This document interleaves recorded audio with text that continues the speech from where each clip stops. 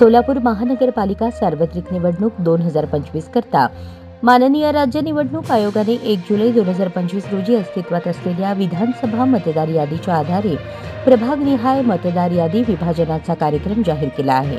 या आदेशानुसार सोलापूर महानगरपालिकेच्या अंतिम प्रभाग रचनेनुसार एकूण 26 प्रभागांकरता प्रभागनिहाय मतदार यादी विभाजनाचे काम सुरू करण्यात आले आहे।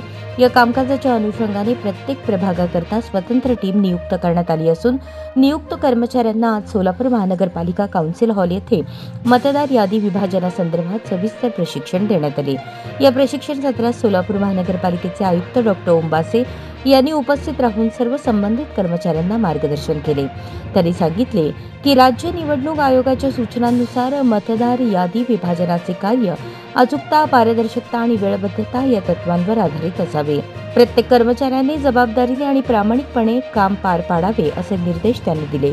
या कामासाठी नियुक्त टीमकडून प्रभागनिहाय घरोघरी जाऊन सर्वेक्षण करून प्रभागाच्या निश्चित हद्दीनुसार मतदारांची माहिती पडताळून पाहणी करण्यात येणार आहे।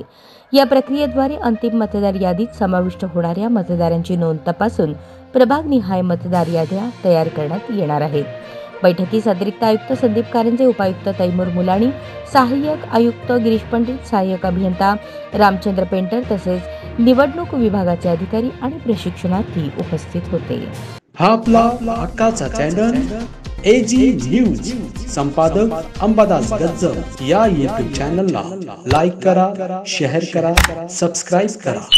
संपर्क 94 92 37 68 92।